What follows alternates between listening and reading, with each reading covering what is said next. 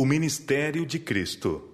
Depois que Satanás terminara suas tentações, afastara-se de Jesus por algum tempo, e os anjos lhe prepararam alimento no deserto, e o fortaleceram, e a bênção de seu Pai repousou sobre ele.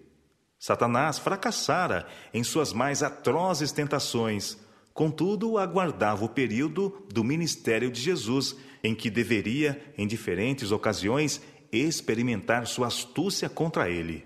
Esperava também prevalecer contra ele, estimulando aqueles que não receberiam a Jesus a odiá-lo e procurar destruí-lo. Satanás realizou um conselho especial com seus anjos. Estavam desapontados e enraivecidos de que em nada tivessem prevalecido contra o Filho de Deus. Resolveram ser mais astuciosos e empregar o mais que fosse possível o seu poder a fim de inspirar incredulidade no espírito dos de sua própria nação quanto a ser ele o Salvador do mundo e desta maneira desanimar a Jesus em sua missão. Por mais exatos que pudessem ser os judeus em suas cerimônias e sacrifícios, se fossem conservados com os olhos fechados quanto às profecias e levados a crer que o Messias deveria aparecer como um poderoso rei mundano, poderiam eles ser conduzidos a desprezar e rejeitar a Jesus. Foi-me mostrado que Satanás e seus anjos estiveram muito ocupados durante o ministério de Cristo, inspirando aos homens incredulidade, ódio e escárnio. Muitas vezes, quando Jesus proferia alguma verdade incisiva, reprovando os seus pecados, o povo se tornava enraivecido. Satanás e seus anjos compeliam-nos a tirarem a vida do Filho de Deus. Mais de uma vez apanharam pedras para atirar-lhe, porém anjos celestiais o guardaram e o afastaram da multidão irada para um lugar de segurança. Outra vez, quando as claras verdades caíam de seus santos lábios, a multidão lançou mão dele e o levou ao cimo de uma colina com o intuito de o lançar abaixo. Surgiu entre eles uma contenda quanto ao que deveriam fazer com ele, quando de novo os anjos o ocultaram às vistas da multidão e Jesus, passando pelo meio, retirou-se. Satanás ainda esperava que o grande plano da salvação fracassasse. Exerceu todo o seu poder para endurecer o coração do povo e tornar hostis os seus sentimentos contra Jesus. Esperava que tão poucos o recebessem como o Filho de Deus, que ele consideraria seus sofrimentos e sacrifício demasiado grandes para serem feitos em prol de um grupo tão pequeno. Mas, se tivesse havido apenas 2 pessoas que aceitassem a Jesus como Filho de Deus e nele crescem para a salvação de suas almas, ele teria levado a efeito o plano.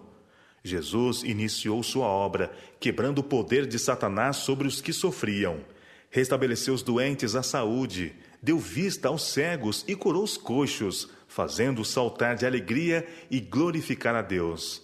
Restabeleceu a saúde aos que tinham sido enfermos e por muitos anos presos pelo poder cruel de Satanás. Com palavras cheias de graça, consolava os fracos, os receosos, os desanimados. Aos fracos e sofredores, a quem Satanás retinha com triunfo, Jesus arrancou de suas garras, dando-lhes vigor de corpo e grande alegria e felicidade. Ressuscitou os mortos à vida, e estes glorificavam a Deus pela poderosa manifestação de seu poder. De maneira poderosa, operou por todos os que nele criam. A vida de Cristo estava repleta de palavras e atos de benevolência, simpatia e amor. Ele estava sempre atento para escutar e aliviar as misérias daqueles que a ele vinham. Em seus corpos restaurados à saúde, multidões levavam a prova de seu poder divino.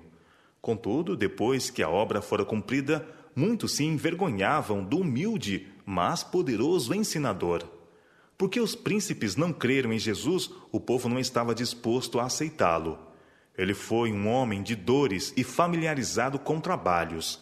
Não podiam suportar o serem governados por sua vida sóbria, abnegada. Desejavam gozar da honra que o mundo confere. Todavia, muitos seguiam o Filho de Deus e escutavam as suas instruções, banqueteando-se com as palavras que tão graciosamente caíam de seus lábios. Suas palavras eram repletas de significado e, contudo, tão claras que os mais ignorantes as poderiam compreender. Satanás e seus anjos cegaram os olhos e obscureceram o entendimento dos judeus e instigaram os principais do povo e os governadores para tirarem a vida do Salvador. Enviaram-se oficiais a fim de lhes levarem a Jesus. Ao chegarem, porém, perto de onde ele se achava, ficaram grandemente estupefatos. Viram-no cheio de simpatia e compaixão ao testemunhar ele as desgraças humanas. Ouviram-no falar com amor e ternura aos fracos e aflitos, animando-os. Ouviram-no também com voz de autoridade repreender o poder de Satanás e libertar seus cativos. Ouviram as palavras de sabedoria que caíam de seus lábios e deixaram-se cativar por elas. Não puderam lançar mão dele. Voltaram aos sacerdotes e anciãos sem Jesus. Quando interrogados, por que não o trouxestes? Relataram o que haviam testemunhado de seus milagres e as santas palavras de sabedoria, amor e conhecimento que tinham ouvido, e disseram: jamais alguém falou como este homem. Os principais dos sacerdotes os acusaram de ser também enganados, e alguns dos oficiais ficaram envergonhados de o não haverem prendido. Os sacerdotes inquiriram, de maneira escarnecedora, se alguns dos príncipes haviam crido nele. Muitos dos magistrados e anciãos creram em Jesus, mas Satanás os impediu de confessar. Temiam o opróbrio do povo mais do que temiam a Deus. Até aí, a astúcia e ódio de Satanás não tinham destruído o plano da salvação.